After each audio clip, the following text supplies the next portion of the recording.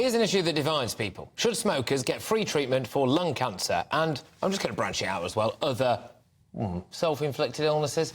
The government is going to offer checks to anyone who has ever smoked in an attempt to improve survival rates.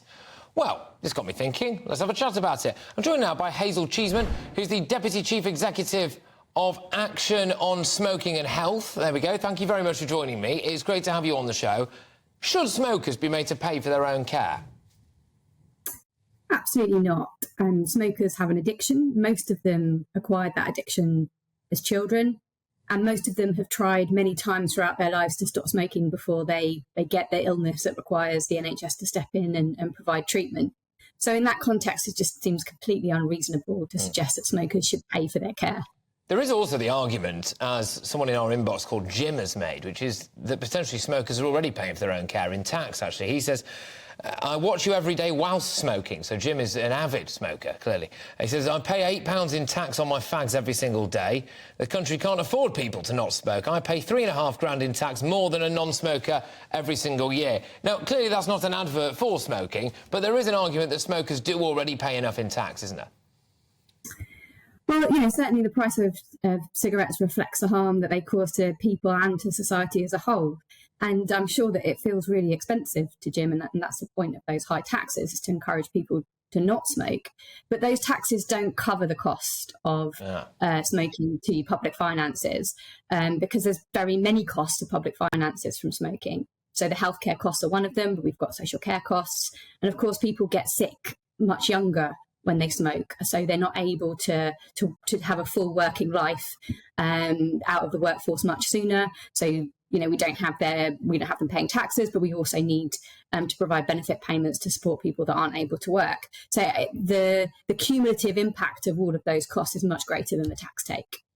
OK, all right. And I suppose as well you could argue that I know some employers get very annoyed at their employees who smoke because they seem to take longer in breaks, don't they, than other people. But the argument would be, I'm certainly not saying I agree with this, but an argument would be that with all of the relentless anti-smoking information that there is out there at the moment, and unbranded cigarette packets and horrible pictures on the front of it, anyone who starts smoking now must know that they are in a roundabout way killing themselves, and therefore is that not a choice they've made?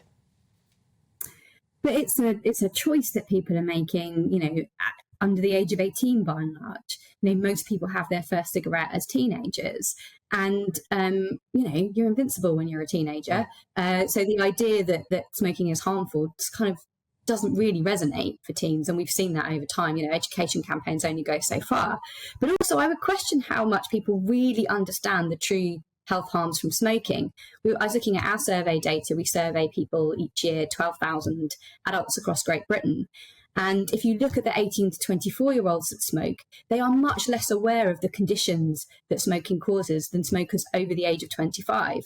And this may in part be because we haven't been on TV with these big, hard-hitting mass media campaigns in the last, really since 2010. And so I think that the understanding among young people about just how harmful smoking is actually not as strong as it used to be. And really that's something that the government should do something about, because it would be very cost effective to put those adverts back on TV and back on the internet and all those other places where we can communicate to smokers.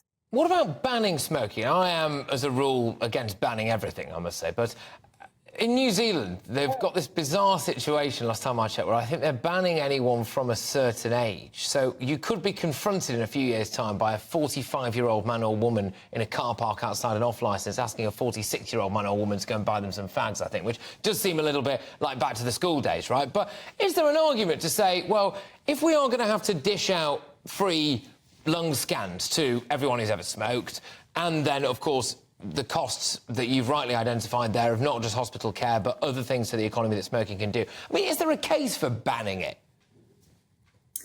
Well, there's a case for doing everything we can to reduce smoking, and I think an outright ban is very unlikely to achieve the goal of having fewer people smoking. So if our goal is to have fewer people smoking, let's do the things that we know will work. So one of the things that we've been calling for, and there's evidence from the US and from other places, is not necessarily the New Zealand style, but to raise the age of sale from 18 to 21, because most people have had their first cigarette before the age of 21.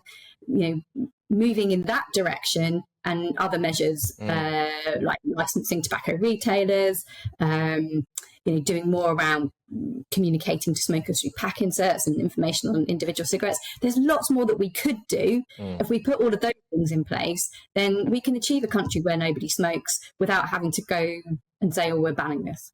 All right, look, thank you very, very much for your time. It's been great to have you on the show and have that chat. Hazel Cheeseman there, who is the Deputy Chief Executive of Action on Smoking and Health. The emails have been flooding in on this. gbviews@gbnews.com. I've just got time for one or two. Patrick, I'm an ex-smoker, and it was my choice to buy and smoke cigarettes. It took me 7 attempts, patches, gum, but I finally did stop. Well done, Karen. Yes, good stuff.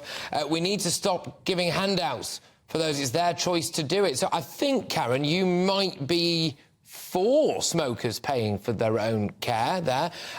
Should smokers be made to pay for their own care? No. Should fatties be made to pay for their diabetes care? Where does it end? There's no name on that one, and I can understand why. But it is a similar-ish conversation that we do occasionally have on this show, actually, about people who have self-inflicted eating issues, whether or not they should be paying for their own treatment as well. It's certainly got you going. gbviews@gbnews.com.